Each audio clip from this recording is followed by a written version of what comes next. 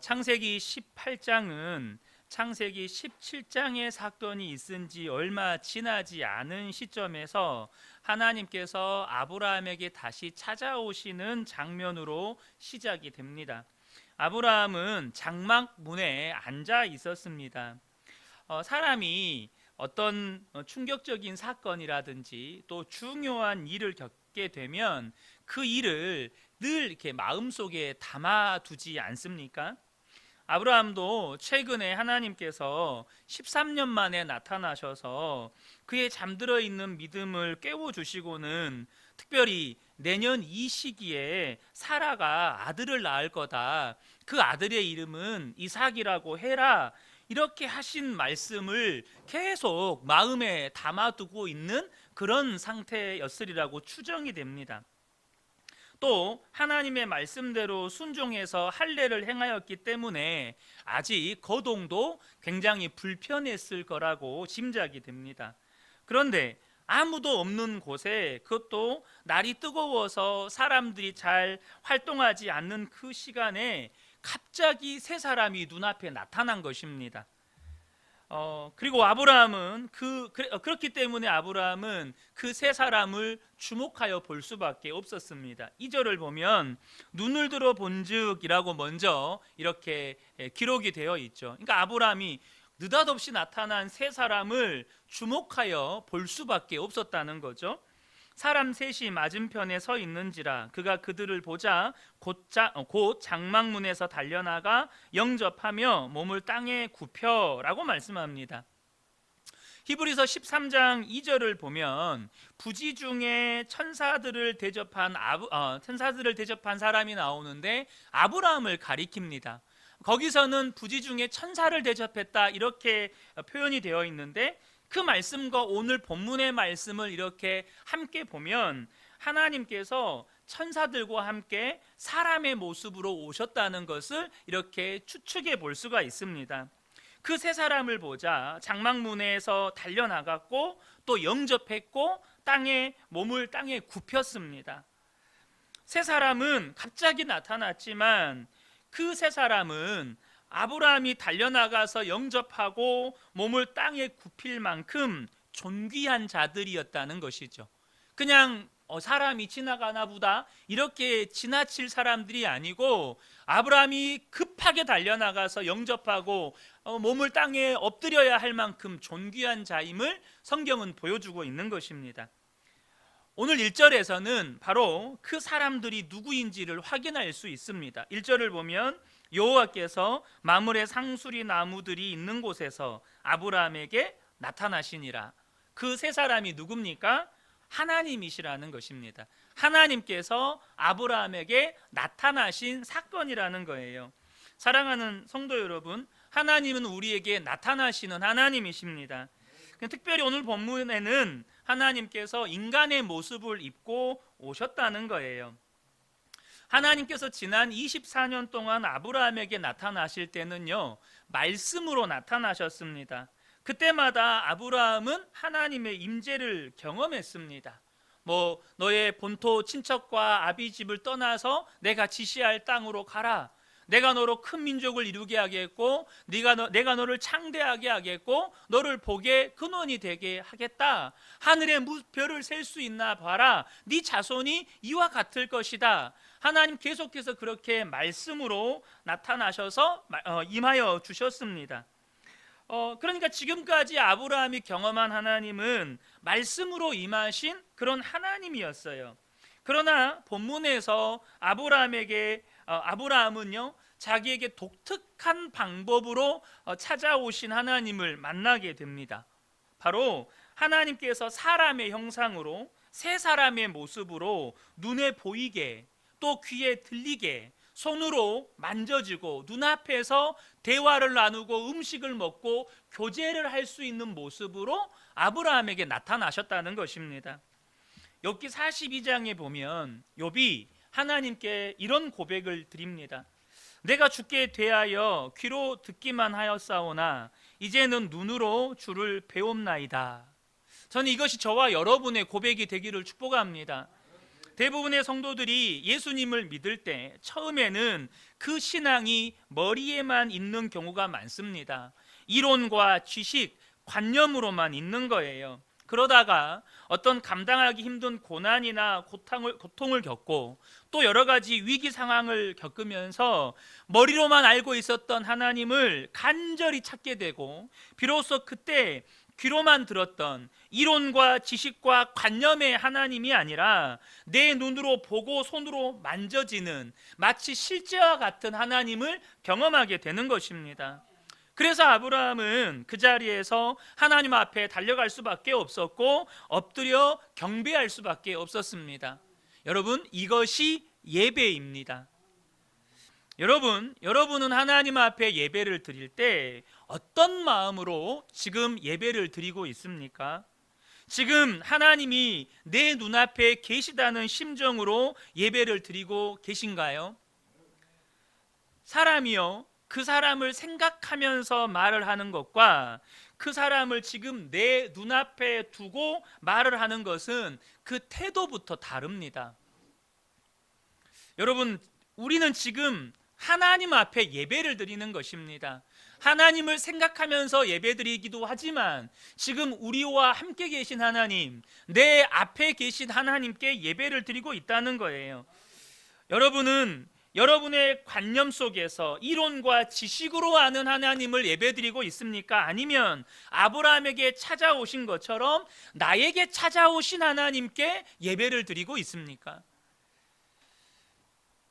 내가 지금 어떤 마음과 어떤 태도로 예배를 드리느냐로 우리가 지금 누구에게 예배를 드리고 있느냐가 결정되는 것입니다. 관념 속에 하나님께 예배 드리느냐, 아니면 내 앞에 계신 하나님께 예배 드리느냐. 나에게 찾아오신 하나님께 예배를 드리고 있다면 우리도 아브라함처럼 달려가는 심정으로 그분을 영접하고 환영하고 엎드려 경배할 수밖에 없는 것입니다. 아브라함에게 나타난 하나님은 이방의 신들처럼 저 멀리 계시고 무섭고 두려운 하나님이 아니셨습니다. 말씀하시는 인격적인 하나님이셨습니다. 두려워할 때 두려워하지 말라고 말씀하시고, 의심할 때 다독거려 주시고, 하나님의 말씀을 불신하면서 깊은 신앙의 회의에 빠져 있을 때는 하늘의 별들을 보여주시면서 격려해 주시고, 깊은 영적인 잠에 빠져 있을 때는 다시 한번 약속의 말씀을 들려주시면서 다시 일으켜 주시는 자상하고 친절하고 인격적인 하나님이셨습니다. 그런데 놀랍게도 그분은 우리에게 필요하다면 사람의 모습으로 오시기도 한다는 것입니다. 물론 지금은 여러분, 어떻게 하나님께서 사람의 모습으로 오실까요? 예수님은 마태복음 25장에서 우리가 언제 예수님을 영접했습니까? 라고 묻는 자들에게 이런 대답을 하셨습니다. 마태복음 25장 40절에 임금이 대답하여 이르시되 내가 진실로 너희에게 이르노니 너희가 여기 내 형제 중에 지극히 작은 자 하나에게 한 것이 곧 내게 한 것이니라. 예수님은 때로 줄이고 목마르고 헐벗고 병들고 감옥에 갇힌 사람의 모습으로 우리에게 오신다는 것입니다. 이런 놀라운 인격적인 하나님이 먼 훗날 사람의 모습으로 사람의 몸을 입고 이 땅에 오신 예수 그리스도, 바로 그 하나님이십니다. 그분은 하나님이셨지만 하나님과 동등된 영광을 버리고 인간과 똑같은 모습으로 이 땅에 오셔서 십자가에 못 박혀 돌아가셨습니다. 그런데 우리가 오늘 주목해야 할 것은 이렇게 찾아오신 하나님을 영접하는 아브라함의 태도입니다. 우리는 여기에서 아브라함이 이전에 갖지 않았던 독특한 모습을 발견합니다. 당장 우리가 17장에서 하나님 찾아오셨거든요. 말씀으로 그에게 임하셨습니다. 그런데 아브라함이 엎드려 경배하면서 어떻게 했습니까? 속으로는 하나님의 말씀을 듣고 웃었습니다. 하나님의 말씀을 들었지만 속으로는 웃었어요. 여러분 어떻습니까? 이 시간에 강단에서 하나님의 말씀이 선포되는데 여러분은 말씀을 들으면서 속으로 어떤 생각을 하십니까? 그 목사님 그건 불가능한 이야기입니다. 그건 말도 안 되는 이야기입니다. 무슨 전설의 고향 시대 때, 무슨 신화 시대 때 이야기를 합니까? 오늘 본문의 3절과 4절에 아브라함의 달라진 태도를 볼 수 있습니다. 3절과 4절을 보면 이르되 내 주여 내가 주께 은혜를 입었사오면 원하건대 종을 떠나 지나가지 마시옵고 물을 조금 가져오게 하사 당신들의 발을 씻으시고 나무 아래 쉬소서. 17장에서 불과 17장에서 하나님이 말씀하실 때 그 속으로 비웃었던 아브라함이 하나님이 인간의 모습을 입고 이 땅에 오셨을 때, 아브라함에게 찾아오셨을 때 내가 주님께 은혜를 입었사오면 저를 떠나지 말아 주십시오. 꼭 내게 머물러 주십시오. 거기서 한 걸음 더 나아가서 제가 주님의 발도 씻어드리고 싶습니다. 그러니 제발 쉬고 가십시오. 그렇게 요청합니다. 이 17장과 18장에서 아브라함이 하나님을 대하는 태도가 얼만큼 바뀌어 있는지를 보게 되는 거예요. 아브라함의 모습이 얼마나 진실하고 진지하고 간절한지 모릅니다. 다시 한번 말씀드리지만 이것이 예배자의 모습입니다. 여러분, 예배는 형식이나 순서가 아닙니다. 예배는 하나님을 향한 간절함, 하나님을 향한 목마름, 하나님을 향한 갈급함, 설명할 수 없는 하나님에 대한 사모함입니다. 여전히 많은 성도들이 예배를 보고 갑니다. 우리 예배를 본다는 표현들 많은 분들이 지금도 사용하시는지 모르겠습니다. 저는 어렸을 때 교회 가시는 분들이 예배 보고 온다 이런 표현들을 쓰는 걸 자주 들었거든요. 주일에 교회 왔다 가면 그것으로 예배는 끝입니다. 여러분, 그런 예배는 우리에게 아무런 유익도 되지 않고 시간 낭비일 뿐입니다. 아브라함의 이 모습은 한 여인의 모습을 떠올리게 만들어줍니다. 누가복음 7장에 보면 예수님께서 바리새인의 집에 청함을 받아서 그 집에 앉아 계실 때 죄를 지은 한 여인이 향유옥합을 가지고, 이때 당시에 이 향유옥합은 그가 결혼할 때 가지고 가기 위한 지참금이었거든요. 그가 결혼을 위해서 평생을 모아온 가장 소중한 것이었습니다. 그런데 그 향유옥합을 가지고 와서 예수님의 발을 자기의 눈물로 적시면서 자기 머리털로 닦고 그 발에 입을 맞추고 향유를 붓습니다. 예수님에 대한 소문을 들었던 여인은 예수님을 한 번만이라도 만났으면 좋겠다. 왜냐하면 예수님께 나아갔던 자들에게서 네 죄가 사함받았다 이런 말씀을 예수님이 해주신다는 이야기를 들었거든요.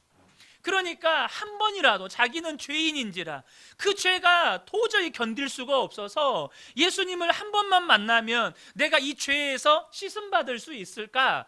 그러한 간절한 소원을 가지고 있던 차에 우연히 지나가는데 바리새인의 집에 예수님이 계시는 거예요. 뒤도 돌아보지 않고 어떤 생각이 날 겨를도 없고 예수님이 앉아 계신 걸 보고 얼마나 감격스럽고 놀라웠는지 아무 말도 하지 않고 자기에게 있는 가장 소중한 것을 예수님께 드렸습니다. 예수님이 그 여인에게 네 죄가 사함 받았느니라, 네 믿음이 너를 구원하였으니 평안히 가라, 그렇게 축복해 주십니다. 지금 아브라함은 자기에게 인간으로 나타나신 하나님을 보고 너무너무 놀랍고 감격하고 어쩔 줄 몰라서 뛰어가서 영접하고 인사부터 하는 겁니다. 내가 주께 은혜를 입었사오면 그냥 지나가지 말아 주십시오. 제가 당신들의 발도 씻어드리겠습니다. 제발 쉬다 가십시오. 여러분, 이러한 아브라함의 모습은 이전에 찾아볼 수 없었던 변화된 모습입니다. 사랑하는 성도 여러분, 사람은 하나님을 만나면 변합니다. 하나님을 만나면 변화돼요. 아브라함은 하나님께 음식도 대접해 드리고 싶었고 또 그 마음을 상쾌하게 해드리고 싶었습니다. 5절을 보면 내가 떡을 조금 가져오리니 당신들의 마음을 상쾌하게 하신 후에 지나가소서. 당신들이 종에게 오셨음이니이다. 그들이 이르되 내 말대로 그리하라. 음식도 대접하고 싶고 하나님의 마음을 기쁘게도 해드리고 싶었어요. 하나님은 아브라함의 요청에 네 말대로 그리하라 라고 허락해 주십니다. 여러분, 예배는 드림으로 끝나는 게 아니고요, 하나님이 받으셔야 예배인 겁니다. 내가 드렸다고 예배가 아니에요. 하나님이 받으셔야 예배인 것입니다. 하나님은 바리새인들의 예배는 거절하셨습니다. 그러나 과부의 예배, 세리의 예배는 받아주셨습니다. 사랑하는 성도 여러분, 오늘 저와 여러분이 드리는 예배가 하나님이 받으시기를 기뻐하시는 예배 되기를 축복합니다. 우리가 드리는 찬송과 기도와 헌신과 헌금이 아무리 좋은 것이어도 하나님이 받지 않으시면 그건 아무런 의미도 없고 나에게 아무런 유익도 없는 거예요. 여러분, 이 예배가 저와 여러분에게 유익이 되기를 축복합니다. 그게 무엇입니까? 하나님이 받으시는 예배여야 한다는 것입니다. 이사야 1장 11절과 12절을 보면 여호와께서 말씀하시되 너희의 무수한 재물이 내게 무엇이 유익하뇨? 나는 순양의 번제와 살찐 짐승의 기름에 배불렀고 나는 수송아지나 어린 양이나 순염소의 피를 기뻐하지 아니하노라. 너희가 내 앞에 보이러 오니 이것을 누가 너희에게 요구하였느냐? 내 마당만 밟을 뿐이니라. 이스라엘 백성들이 그렇게 숫소와 순양과 또 각종 재물을 잡아서 하나님께 드려도 그 어떤 헌신과 수고도 그것이 하나님을 기쁘게 하지 못했고 마당만 밟고 떠나가는 종교 행위에 불과했다는 것입니다. 사랑하는 성도 여러분, 우리의 예배가 종교 행위가 되면 안 돼요. 이곳에 하나님이 계십니다. 우리의 예배를 받으십니다. 우리가 아브라함과 같은 심령으로 또 하나님 예수님께 향유옥합을 깨뜨렸던 그 여인의 심령으로 우리의 마음을 드리는 예배, 삶을 드리는 예배, 정말 주님을 사모하고 갈급함으로 주님 앞에 달려오는 예배, 그런 예배 되기를 축복합니다. 주님은 우리의 예물을 받으시는 게 아니라 우리의 마음을 받으십니다. 하나님은 정성이 없는 예배, 마음이 없는 예배, 진실함이 없는 예배를 결코 원하지 않으신다는 거예요. 아브라함의 정성, 아브라함의 진심이 하나님께 그대로 전달이 된 것입니다. 이제 하나님께서 아브라함의 청을 받아주시자 아브라함이요 너무 신이 났어요. 나의 예배를 받아주시거든요. 내 마음을 받아주셨거든요. 그러니까 아브라함이 너무 신이 났어요. 그게 6절과 7절에 묘사가 되어 있습니다. 여기서 제가 색으로 표시해 두었는데요, 지금 여러분 이 장면을 글로 읽으시면서, 눈으로 읽으시면서 머릿속으로 아브라함이 지금 이러한 모습이겠구나라고 하는 걸 머릿속에 그려보시면 좋겠습니다. 아브라함이 급히 장막으로 가서 사라에게 이르되 속히 고운 가루 세 스와를 가져다가 반죽하여 떡을 만들라 하고, 머릿속에 한번 그려보세요. 아브라함이 또 가축대 있는 곳으로 달려가서 기름지고 좋은 송아지를 잡아 하인에게 시키지 않고 자기가 직접 가장 좋은 것을 골라다가 잡아오는 거예요. 그리고 하인에게 주면서 급히 요리해라. 그러니까 하인이 주인이 하다 재촉하니까 정신없이 또 요리를 하는 거예요. 여기서 보여주는 아브라함의 모습은 자기의 마음을 받아주신 그 하나님으로 인해서 너무 신이 나고 너무 기쁘고 너무 즐거운 거예요. 사랑하는 성도 여러분, 예배는 신이 나는 것입니다. 예배는 즐거운 거예요. 예배는 기쁜 것입니다. 예배는 점잖하게 드리는 게 아니에요. 신이 나서 드리는 겁니다. 왜요? 하나님이 내 관념 속에 계시는 게 아니라 하나님이 지금 우리와 지금 내 앞에 함께 계시기 때문입니다. 다윗은 하나님의 법궤가 예루살렘에 돌아올 때 얼마나 신이 났던지 바지가 흘러내리는지도 모르고 춤을 췄습니다. 법궤는 하나님의 임재의 상징이었습니다. 하나님이 우리와 함께 계신다는 상징이었어요. 하나님이 예루살렘에 함께 계신다는 것이 너무너무 기뻐서 얼마나 신이 나게 춤을 췄던지 바지가 흘러내렸다는 거예요. 내 말을 들으시고 내 숨소리도 들으시고 내 생각을 아시는 하나님께 내 마음과 뜻과 정성을 다하여서 하나님을 섬기며 예배하는 것입니다. 많은 성도들이 예배를 드려도 공허한 까닭은 주님을 위한 희생도 없고 헌신도 없고 손해본 것도 없기 때문입니다. 주님을 위해서 욕도 먹고, 주님을 위해서 억울한 일도 당하고, 주님을 위해서 손해도 보고, 주님 때문에 분통이 터지는 일도 생겼지만, 주님을 사랑하기 때문에 눈물의 예배를 드리는 사람, 배고픔의, 영적인 배고픔의 예배를 드리는 사람에게는 깊은 감동이 있어요. 하나님 앞에 나와 예배하는 것이 내게 무엇과도 바꿀 수 없는 감동입니다. 하나님이 나와 함께 하신다는 것이 위로가 돼요. 여러분, 이것이 예배입니다. 아마 이렇게 정신없이 뛰어다니는 아브라함의 모습은 옷자락 어딘가가 풀어져 있든지, 어디가 삐져나와 있든지, 아마 신발끈이 풀려 있든지 그랬을 거예요. 우리의 문제는 너무나 치성적이고 고상하다는 데 있다는 것입니다. 너무나 생각이 많고 너무나 많은 것을 따져요. 이것도 있어야 되고 저것도 있어야 되고, 이것은 없어야 되고 저건 없어야 되고, 그래서 형식은 있지만 진정한 예배가 없는 거예요. 여러분, 우리가 예배를 드릴 때 우리의 마음의 중심에 뭐가 있어야 되느냐? 나는 이 예배를 통해 하나님을 만나리라. 하나님은 반드시 나를 만나 주신다. 여러분, 그거 말고는 따지지 마세요. 하나님, 이 예배를 통해서 제발 좀 나를 만나 주십시오. 제발 좀 내 마음에 오셔서 나에게 하나님의 음성을 들려주시고, 하나님 나에게 말씀해 주시고, 그 말씀을 들을 때 내 안에서 기쁨이 넘쳐나게 해주십시오. 여러분, 다른 거는 따지지 마세요. 그 다음이에요. 다른 모든 것은 그 다음입니다. 이 모습에서 우리는 신약의 또 다른 인물이 떠오릅니다. 그 인물은 바로 삭개오예요. 부자였고 권력이 있었고 세리장이었던 이 사람, 그러나 그는 육체적으로는 매우 키가 작은 장애인이었고 또 정서적으로는 외로웠고 고독했습니다. 그래서 그는 예수님을 만나고 싶었어요. 예수님이 자기 동네에 오신대요. 멀리서부터 예수님이 오셔서 웅성웅성 사람들이 몰려다닙니다. 키가 작았던지라 도저히 예수님을 볼 수 없어서 창피를 무릅쓰고 그 비대한 몸, 키 작은 몸을 가지고 사람 시선 받기 싫어하는 삭개오가 뽕나무 위로 올라갑니다. 다 자기 쳐다볼 건데, 또 아따 난쟁이가 똥나무 위에 올라가네, 손가락질하고 비웃을 건데, 근데 예수님 한번 보고 싶어서 그 뽕나무 위에 올라갑니다. 그런데 예수님이 자기가 올라간 뽕나무 아래로 오셔서는 이렇게 부르시는 거예요. 삭개오야, 속기 내려와라. 내가 오늘 너희 집에 유하여야겠다. 얼마나 놀랬던지 삭개오가 급히 내려와서 예수님을 집으로 모십니다.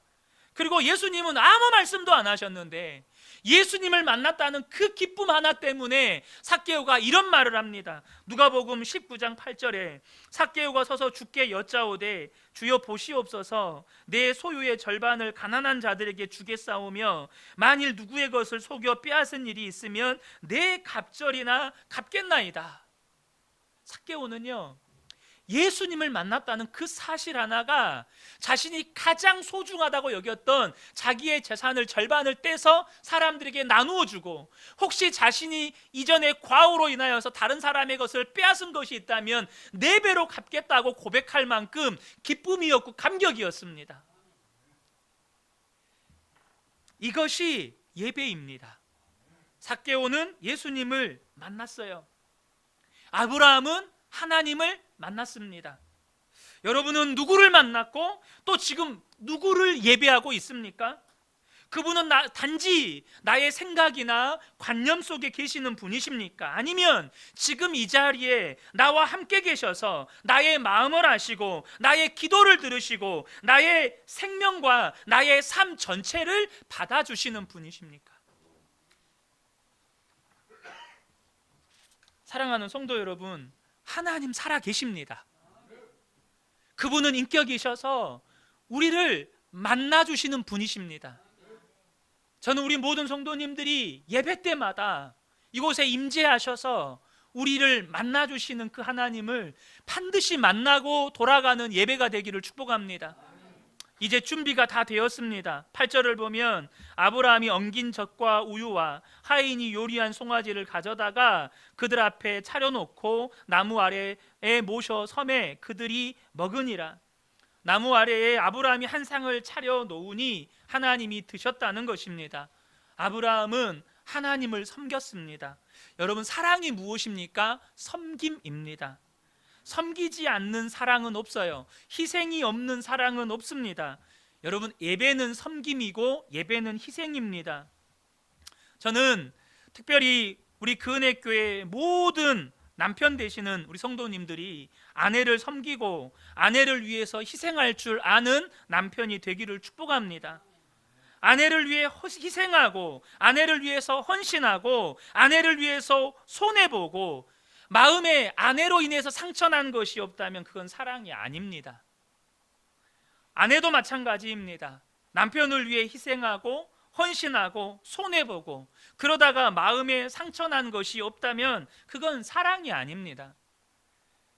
하나님을 위해 손해보고 하나님을 위해 억울한 일도 당하고 그러면서도 그것을 당연한 것으로 여기는 것, 그 마음 가지고 하나님 앞에 나와 예배하는 것, 여러분, 이것이 예배입니다. 그런 의미에서 예수 믿는 사람들은 손해보는 사람들입니다. 어느 곳에 살든지 어느 직장을 다니든지 그것이 목사든지 장로든지 평신도든지 간에 손해보고 살고 희생하며 살고 다른 사람의 짐을 대신 지고 사는 사람이 예수 믿는 사람입니다. 그래야 그곳에 하나님의 나라가 임하는 거예요. 하나님을 이용해서 부자 되고 건강하고 다 잘 되기만을 바란다면 여러분, 세상은 절대 변하지 않습니다. 왜냐하면 내가 꾸는 꿈과 세상 사람들이 꾸는 꿈이 똑같거든요. 단지 그 꿈을 이루는 대상이 세상 사람들은 자기 힘이거나 아니면 우상인데 우리는 단지 하나님일 뿐이에요. 초대교회도 마찬가지였습니다. 성령이 임했을 때 그들이 회개하고 하루에 3,000명, 5,000명씩 예수 믿고 세례받았습니다. 그런데 그들이 모여서 뭘 했습니까? 사도들의 가르침을 받고 떡을 떼며 교제했습니다. 기도했습니다. 하나님을 찬송했습니다. 중요한 것이 있는데 그들은 구제했습니다. 여러분, 교회는 구제해야 합니다. 예수 믿는 사람들은 가난하고 약한 자들을 돌아보아야 합니다. 교회는 억울하고 가난하고 약한 자의 편에 서서 함께 울어줄 수 있어야 합니다. 그렇지 않으면 중요한 게 있는데 진정한 기쁨을 잃어버립니다. 우리 안에 기쁨을 잃어버린 거예요. 하나님은 음식을 다 드셨습니다. 그리고 나서 이제 아브라함에게 나타나신 목적을 말씀하십니다. 9절에 그들이 아브라함에게 이르되 내 아내 사라가 어디 있느냐 대답하되 장막에 있나이다. 하나님이 이 목적을 가지고 사라를 만나고 사라에게 말씀해 주시려고 나타나셨는데 하나님은 나타나자마자 목적을 말씀하지 않으셨습니다. 우리가 여기서 신앙생활에 있어서 발견할 수 있는 중요한 원리가 있습니다. 그것은 뭐냐 하면 하나님과 우리 사이에 교제가 있어야 사명이 있다는 것입니다. 하나님 우리를 만나자마자 우리에게 사명 주시고 하나님께서 우리에게 나타나신 목적을 말씀하시는 분이 아니라는 거예요. 사귐이 없으면 사명이 없습니다. 예배가 없는 사역은 없습니다. 하나님과 깊은 관계에 있을 때만 사역이 시작되는 것이고 그 사역이 열매를 맺게 되는 거예요. 많은 성도들이 신앙생활을 하면서 하는 실수가 하나님과의 관계는 맺지 않고 자꾸 일만 하려고 한다는 것입니다. 식탁의 교제를 나눈 후에 하나님은 사라가 어디 있는지 물으셨어요. 10절에 그리고 10절에 이제 그가 이르되 내년 이맘때에 내가 반드시 내게로 돌아오리니 내 아내 사라에게 아들이 있으리라 하시니 사라가 그 뒤 장막문에서 들었더라. 여러분, 아마 우리가 이 창세기 강의 아브라함 편을 나누면서 하나님께 정말 지겹도록 들었던 말씀이 있습니다. 그것은 뭐냐면 네게 아들이 있을 것이다. 너와 사라 사이에서 아들이 있을 것이다. 24년 전이나 13년 전이나 또 얼마 전이나 또 바로 지금이나 하나님께서 계속해서 하시는 말씀이 네 아내 사라에게서 아들이 있을 것이다. 아들을 낳을 수 있는 몸이 건강한 몸이었을 때도 그 말씀하시고 아이를 낳을 수 없는 정말로 늙어버린 그 몸을 가지고 있을 때도 그 말씀을 해주십니다. 여러분, 하나님께서요 우리가 지겹도록 하시는 말씀이 있습니다. 여러분, 그게 뭔지 아십니까? 내가 너를 사랑한다. 아브라함에게는 그것이 하나님의 사랑의 메시지였습니다. 너와 네 아내 사라 사이에 아들이 있을 것이다. 왜냐하면 그때는 아들은 하나님의 기업이었고 대를 잇는 단지 그런 의미가 아니라 그것이 전부였습니다. 전부였던 시대였어요. 하나님이 지금 저와 여러분에게 반복해서 말씀하시는 게 내가 너를 사랑한다. 내가 너를 잊지 않는다. 나는 너를 버리지 않는다. 나는 약속을 반드시 지킨다. 나는 반드시 다시 돌아온다. 지속 반복해서 저와 여러분에게 하나님이 계속해서 말씀해 주십니다. 여러분, 이 말씀을 들을 때 여러분의 마음은 어떠신가요? 하나님 안다니까요. 똑같은 말씀 또 하시네. 근데 뭐예요? 내 삶에 뭐가 달라졌는데요? 예전에 아브라함이 그랬어요. 근데 지금 아브라함이 그렇지 않아요. 사라가 하나님이 그 이야기를 하실 때 장막문 뒤에서 듣고 있었어요. 11절과 12절에 아브람과 사라는 나이가 많아 늙었고 사라에게는 여성의 생리가 끊어졌는지라 사라가 속으로 웃고 이르되 내가 노쇠하였고 내 주인도 늙었으니 내게 무슨 즐거움이 있으리요. 이런 사라의 모습은 바로 얼마 전까지의 아브라함의 모습이었습니다. 아브라함도 그 이야기 듣자마자 속으로 비웃었습니다. 사라도 믿음이 없었다는 거예요. 여러분, 이것이 우리의 모습입니다. 하나님을 믿는데요. 다 하나님을 믿는데요. 하지만 정작 문제 앞에서는 믿음이 없어요. 정작 문제가 터지면 온갖 인간적인 방법과 생각들을 다 동원하고 즉흥적으로 내 인간적인 모습이 튀어나갑니다. 가정에서 아무렇지도 않게 분노의 말들, 그런 내 감정의 어떤 쓰레기와 같은 말들이 막 튀어나갑니다. 어떤 문제가 터지면 하나님 앞에 감사합니다라는 감사의 고백보다 원망과 불평이 먼저 튀어나갑니다. 그렇게 하나님을 믿는다고 하지만 문제 앞에 있는 우리의 믿음의 실체는 믿음이 없어요. 아들을 낳지 못하는 자신의 몸을 볼 때 믿음이 없어요. 아브람, 내 주인, 내 남편 아브람도 늙었고 나도 이렇게 늙었는데 또 생리도 끊어졌는데 무슨 애를 낳는다고 웃습니다. 하나님, 제 꼴을 보십시오. 그게 가당키나 합니까? 여러분, 하나님을 믿는다고 하지만 정작 문제 앞에서 믿음이 없는 우리의 모습을 볼 때마다 하나님은 너무너무 답답하신 거예요.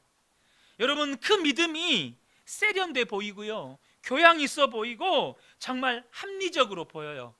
그러나 하나님은 교양 있고 세련되고 합리적인 믿음 원하지 않으세요. 그 믿음 다 버리고 하나님이 주신 어리완 어린아이와 같은 그 믿음의 기초에서 하나님을 바라보고 그 하나님만 따라가기를 원하시는 거예요. 하나님께서 아브라함에게 그 믿음을 주시는데 24년이 걸렸어요. 지금 여러분도 어떤 분은 24년이 안 걸렸을지도 모르겠지만 어떤 분은 저는 50년이 지났는데도 아직도 이 모양입니다 라는 분도 계실지 모르겠습니다. 여러분의 믿음은 어떻습니까? 지금도 하나님의 말씀을 여러분 듣고 계시는데 그 말씀 앞에 아무런 의심 없이, 아무런 나의 인간적인 계산 없이 하나님 아멘입니다. 저는 예배할 때마다 하나님 앞에 정말 간절하고 사모하는 마음으로 달려나가겠습니다. 주님, 내게 은혜를 주시려거든 제발 좀 저를 만나 주십시오. 주님, 저 예배 때마다 그렇게 반응하겠습니다. 여러분, 예배는 살아계신 하나님을 예배하는 거예요. 하나님 너무 답답하셨어요. 여러분 기억하셔야 합니다. 내가 만든 믿음, 내가 생각하는 믿음에는 기적이 없습니다. 그 믿음이 세련돼 보이고 교양 있어 보이고 합리적으로 보이지만 하나님은 어떤 역사도 일으키시지 않습니다. 그래서 하나님께서 사라의 불신앙의 문제를 지적하십니다. 13절에 여호와께서 아브라함에게 이르시되 사라가 왜 웃으며 이르기를 내가 늙었거늘 어떻게 아들을 낳으리요 하느냐. 아브라함의 믿음은 회복이 되었지만 사라의 믿음은 아직도 그 자리에, 인간적인 믿음의 자리에 머물러 있는 거예요. 여기서 우리가 배우게 되는 건 남편의 믿음이 좋다고 아내의 믿음이 좋아지지 않는다는 겁니다. 아내의 믿음이 좋다고 남편의 믿음이 좋아지지 않습니다. 내가 하나님을 만났다고 배우자가 하나님을 만나는 거 아닙니다. 남편의 믿음은 남편의 믿음이고 아내의 믿음은 아내의 믿음입니다. 그래서 모든 사람은 하나님을 만나야 합니다. 모든 사람은 하나님을 만나야 돼요. 여러분, 아내를 통해서 하나님 만나려고 하지 마세요. 남편을 통해서 하나님 만나려고 하지 마세요. 하나님은 여러분 각자에게 나타나셔서 여러분에게 말씀해 주시고 만나시기를 원하시는 하나님이십니다. 하나님이 사라에게 말씀하십니다. 14절에 여호와께 능하지 못한 일이 있겠느냐. 기한이 이를 때에 내가 내게로 돌아오리니 사라에게 아들이 있으리라. 이것이 우리 인간들을 향한 하나님의 항변입니다. 하나님께 능치 못할 일이 있겠느냐. 오늘 하나님께서 사라에게 항변하시듯이 저와 여러분에게도 항변하신다는 거예요. 지금 내가 불가능하다고 생각하는 그 일들, 너는 이건 아니다, 못한다, 절대 불가능이라고 말하는, 생각하는 그것들, 하나님께 능치 못한 일이 있겠느냐. 왜 나를 믿는다고 하면서도 그 문제 앞에서 나의 능력을 이렇게 믿지 못하느냐. 그럼 이게 하나님의 항변입니다. 하나님은 우리가 지금껏 정말로 정성껏 쌓아온 인간적인 믿음들 포기하기를 원하십니다. 그리고 하나님이 주시는 정말로 어린아이와 같은 믿음을 갖기를 원하십니다. 그 믿음을 아브라함에게 주시기 위해서 24년 동안 아브라함을 다루셨고 또 사라에게 주시려고 사라도 24년 동안 다루셨습니다. 반복해서 찾아와 주시고 반복해서 만나 주시고 반복해서 말씀해 주시고 반복해서 격려해 주시고 위로해 주시고 일으켜 주시고, 지금 하나님께서 저와 여러분에게 하고 있는 일 아닙니까? 반복해서 말씀해 주시고 넘어지면 또 일으켜 주시고 낙심하면 위로해 주시고 지금도 똑같이 저와 여러분에게 하고 계시잖아요. 왜요? 사람은 하나님을 만나야 변화되니까, 하나님을 만나야 진짜 믿음이 생기니까, 하나님을 만난 사람만이 진정한 예배자가 되기 때문입니다. 저는 우리 근혜교회 모든 성도님들이 정말로 이제는 예배 때마다 그리고 여러분의 삶의 현장 속에서 날마다 하나님을, 나와 함께 계신 하나님을 만나고 여러분의 모든 인간적인 믿음이 포기되어지고 하나님이 주시는 정말로 어린아이와 같은 순수하고 온전한 믿음 갖게 되시기를 예수님의 이름으로 축복합니다. 아멘.